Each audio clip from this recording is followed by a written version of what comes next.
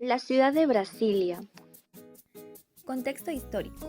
Brasilia fue construida con el fin de ser la nueva capital del país, con la idea de transferir la capital ubicada en la costa, en ese entonces Río de Janeiro, al interior, ayudando así a poblar aquella zona del país. Esta idea de trasladar la capital de Brasil hacia el interior del país existía ya desde la época colonial. Su construcción comenzó en 1956, siendo Lúcio Costa su urbanista y Oscar Niemeyer el principal arquitecto. Durante más de 1000 días, unos 60.000 trabajadores formaron la región y, guiados por las directrices de los arquitectos, dieron forma a una ciudad típica que hasta hoy sigue evocando desde el cielo la forma de un avión. 3 años y medio más tarde, el 21 de abril de 1960, se convirtió oficialmente en la capital de Brasil.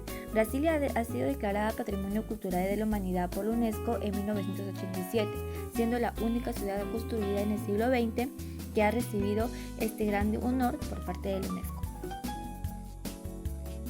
Arquitectos. Lúcio Costa, arquitecto brasileño de gran prestigio internacional, precursor de la corriente arquitectónica moderna en su país y seguidor de los postulados de Le Corbusier, junto al que trabajó en algún proyecto. Nació en Francia, en la localidad de Toulon, en el año 1902, debido al cargo de almirante que regentaba por su padre y a las labores oficiales que debía llevar a cabo. Lúcio Costa pasó sus primeros años en diferentes países europeos. De este modo, estudió en las escuelas de Francia, Reino Unido y Suiza, hacia el año 1917, que regresó junto con su familia a Brasil.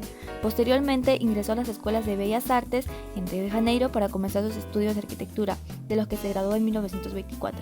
Aunque la mayor parte de su formación se basó en la concepción clásica de la arquitectura, pronto mostró sus intereses por las nuevas corrientes y obras arquitectónicas como Le Corbusier. Oscar Niemeyer nació en Río de Janeiro, Brasil, en 1907. Se graduó en la Escuela Nacional de Bellas Artes en Río de Janeiro en 1934 y colaboró con Le Corbusier en la construcción de un nuevo Ministerio de Educación y Salud de Río de Janeiro. Esta experiencia le marcaría durante toda su vida. También trabajó con Lúcio Costa en el pabellón brasileño de la Feria Mundial de Nueva York. En esta ciudad también colaboró con las amplias curvas de la Asamblea General de la sede de las Naciones Unidas. Las curvas son el emblema de este arquitecto que, con la belleza sensual de sus estructuras, revolucionó la arquitectura a lo largo de casi un siglo. Conceptualización. Se fundamenta en los principios urbanísticos planteados por Le Corbusier en la Carta de Atenas: habitar, circular, trabajar y recrear.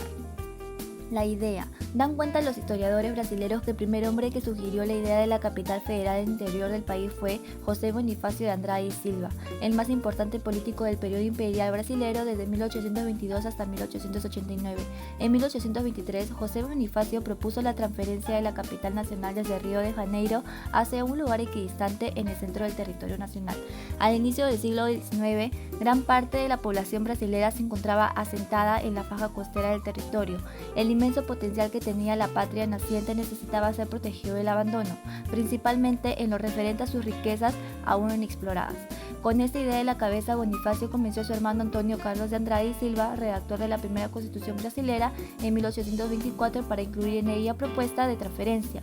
No dejó en tanto de pelear por la idea llamada la nueva capital de Brasilia. Análisis urbano. Zona residencial. En Brasilia, los residentes con mayor situación económica se encuentran en los barrios ala norte y ala sur. En cambio, los residentes con menor situación económica se encuentran en la periferia de la ciudad, teniendo menor posibilidad de comunicación con el resto de la ciudad. Entre ellas se dividen la población clase muy alta, la población clase alta, la población clase media, la población clase baja y las invasiones o favelas.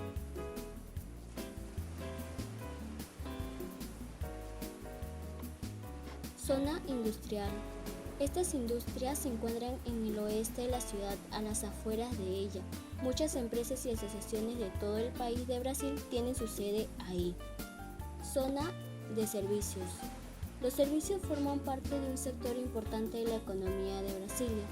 Estos servicios se concentran en el centro de la ciudad, los cuales aportan el 91% del Producto Bruto Interno Local, de acuerdo con el Instituto Brasileño de Geografía y Estadística. Edificios gubernamentales de Brasilia se localizan en el eje monumental y fueron creados por Oscar Niemeyer, Primero está el Palacio de la Alborada, que fue construida en 1957, conocido por ser un edificio minimalista y caracterizada por sus columnas en forma de asíntonas. Luego está la Plaza de los Tres Poderes. Alrededor está el Palacio del Planalto, inaugurada en 1960 y representada como Poder Ejecutivo. Luego el Supremo Tribunal Federal como Poder Judicial y por último el Congreso Nacional como el Legislativo. La estructura consta de un edificio vertical y otro horizontal, que encima están unas cúpulas que son el Museo Senado y la Cámara de Diputados. En la plaza está el Monumento de los Candangos, un memorial para el arquitecto Lúcio Costa, una escultura pensada en pichones y en el Museo Histórico de Brasilia. Cerca del Congreso está el Palacio Itamaraty, que es la sede del Ministerio de Relaciones Exteriores, inaugurada en 1970 y conocido por el Palacio de los Arcos. Al frente está el Palacio de la Justicia, y si bien estos palacios fueron realizados por el arquitecto Niemeyer, la idea dada por Lúcio Costa son las que las diferencian. Estas poseen 9 arcos en su entrada y presentan cascadas. Siguiendo el orden están todos los edificios de los ministerios, y separados estos edificios están la famosa Catedral de Brasilia, el Museo Nacional, el Complejo Cultural, la Biblioteca Nacional y el Problemática.